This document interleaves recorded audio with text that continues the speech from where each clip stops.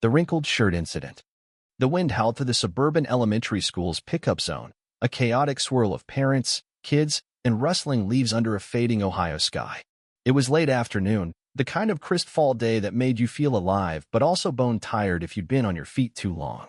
Among the crowd stood Emily, a 42-year-old single mom and ER nurse, her eyes scanning for her son, Lucas. She was exhausted. 3 back-to-back night shifts had left her with aches that coffee couldn't fix. Her scrubs, faintly scented with hospital antiseptic, were as crumpled as her spirit. But she was here, and that was what mattered. Or so she thought. Emily didn't notice the woman watching her from the edge of the crowd.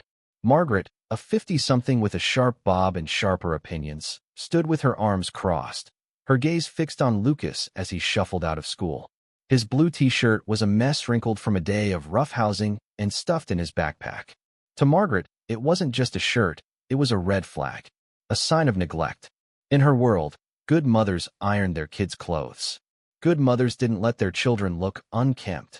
Without a second thought, she pulled out her phone, dialed a number she'd saved for emergencies, and reported Emily to Child Protective Services. Emily, oblivious, spotted Lucas and waved. Her heart lifted at his gap-toothed grin, a brief escape from the weight of her life. She hugged him, barely noticing his wrinkled shirt. She was too busy thinking about dinner, laundry, and the math homework Lucas would fight her over.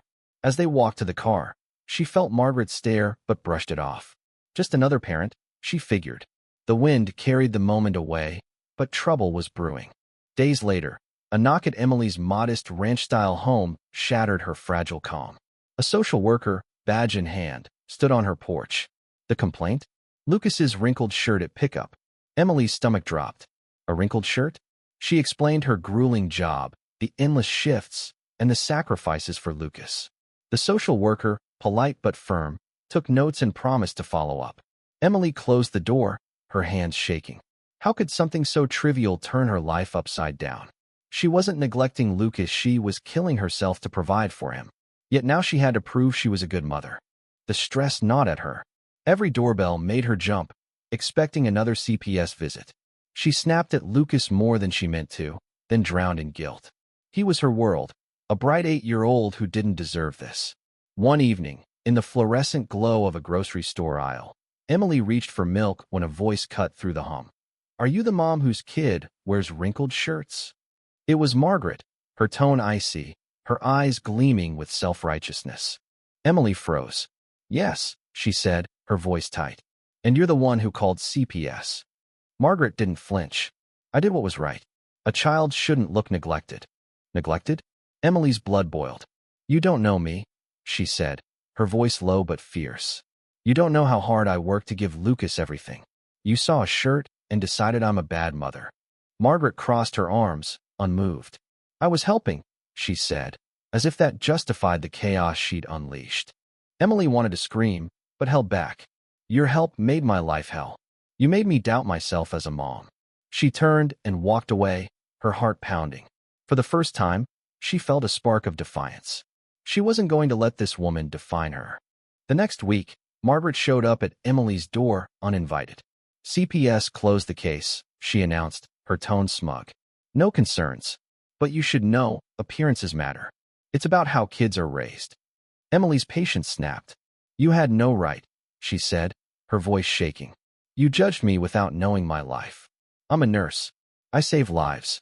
I'm up all night so Lucas has a home, food, and love. And you think a wrinkled shirt means I'm failing him?" Margaret's smile faltered, but she doubled down. "I was looking out for your son." "No," Emily shot back. "You were looking out for your ego. Stay out of my life." She shut the door, her hands trembling, but her resolve firm. The encounter left Emily reeling, but it also lit a fire. She couldn't let Margaret's judgment fester. One night, after Lucas was asleep, she paced her kitchen, her coffee cold. She grabbed her phone and dialed Margaret's number, her heart racing. When Margaret answered, her voice was cool, guarded. "What's this about?" Emily didn't hold back. "You crossed a line," she said. "Calling CPS over a shirt wasn't a concern, it was cruel. You don't know what I go through to raise Lucas. You don't get to judge me." Margaret hesitated, then said, "I thought I was doing the right thing. I'm a mom, too." I worried. Emily's anger softened, but only slightly. If you were worried, you'd have talked to me first. You didn't. You hurt us. If you want to help, leave us alone." There was a long silence. Finally, Margaret said, "I'm sorry. I shouldn't have done that. It wasn't perfect, but it was enough." Emily hung up, the weight on her shoulders lifting.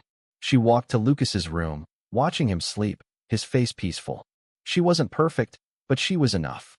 The storm was over. The next morning, Emily sat with Lucas on their worn couch, pulling him close. "I love you," she whispered. He grinned, oblivious to the battle she'd fought.